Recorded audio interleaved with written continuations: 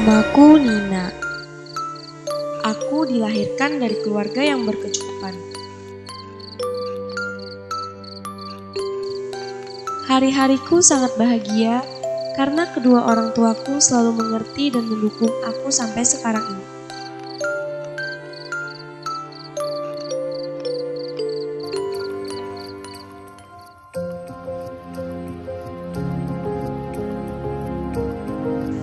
Impianku dari kecil ingin menjadi orang yang selalu membantu dan bermanfaat untuk banyak orang. Maka dari itu, aku pun melanjutkan pendidikan di Fakultas Kedokteran.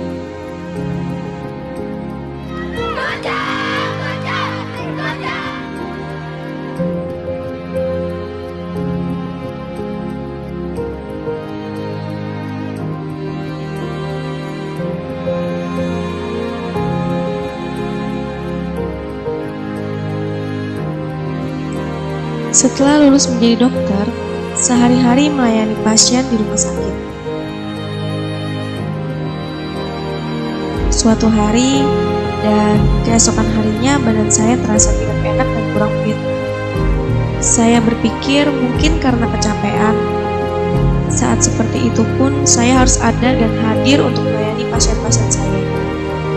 Makin hari, kondisi badan saya makin parah.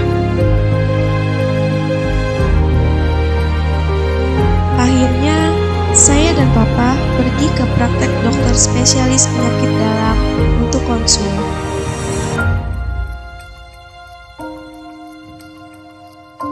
Saya disuruh cek lab saat itu juga oleh dokternya. Setelah hasil lab keluar, ternyata hemoglobin saya rendah, ngedrop, dan oleh dokter langsung diperintahkan rawat inap di rumah sakit.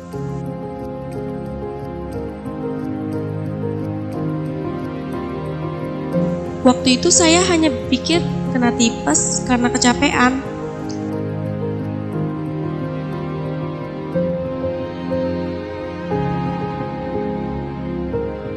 Kegelisahan saya semakin menjadi karena selama saya dirawat 2 minggu, masih belum ditemukan penyakit saya apa. Kondisi terparah pikiran saya ke penyakit autoimun, lupus, dan lain-lain.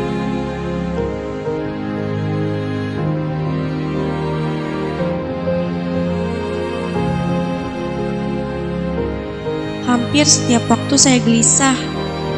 Pada akhirnya divonis sebagai penyakit ginjal kronik atau gagal ginjal dan harus menjalani cuci darah atau hemodialisis. Langit bagaikan runtuh, dunia seakan kelam. Pikiran buruk muncul. Kenapa tidak sekaligus diakhiri saja kehidupan ini? Selama dalam perawatan tersebut, saya ditangani oleh Dr. Rudiansah, seorang ahli penyakit dalam konsultan ginjal dan hipertensi. Saya menjalani hemodialisis bolak-balik 2 kali seminggu. Pada akhirnya, secercah harapan timbul. Papa bertekad usaha untuk anaknya tetap hidup. My little princess. Papa mantap untuk mendonorkan ginjalnya ke putrinya. Niat beliau adalah dengan keberadaanmu nak, maka lebih banyak manfaat karena kamu mampu membantu orang-orang yang sakit sebagai dokter. Aku dikaruniai hidup baru. Aku merasa lebih segar, lebih bertenaga, dan bersemangat untuk melayani pasien-pasienku. Dan yang terpenting, aku dapat kembali berada di sekitar orang-orang yang membahagiakanku, terutama bagi papa dan mamaku. My father, my hero. Terima kasih papa.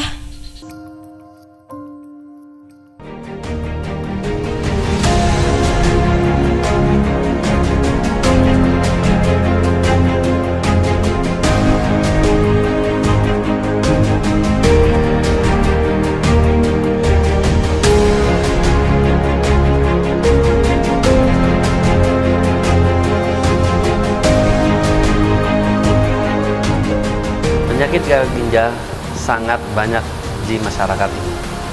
Di Indonesia sendiri 2 sampai per 1000 penduduk. Dan ini merupakan kerugian juga bagi masyarakat semua. Bagi mereka yang menjalani cuci darah, maka waktu terbuang, kemudian juga produktivitas juga akan berkurang. Kenapa terjadi gagal ginjal? Karena ginjal tidak mampu lagi bekerja untuk membersihkan sampah-sampah atau racun-racun di tubuh kita. Terapi pengganti ginjal itu hanya 3, yaitu transplant ginjal atau cangkok ginjal, yaitu dengan ginjal seseorang yang sehat kemudian dimasukkan ke dalam pasien yang ginjalnya rusak. Kemudian ginjal yang sehat tadi akan menggantikan tugas-tugas ginjal yang rusak. Yang kedua adalah hemodialisis atau cuci darah dengan menggunakan mesin dan juga dengan menggunakan perut, yaitu peritoneal dialysis. Nah, dengan 3 modalitas tadi, itulah yang bisa mampu menggantikan pekerjaan dari ginjal tersebut.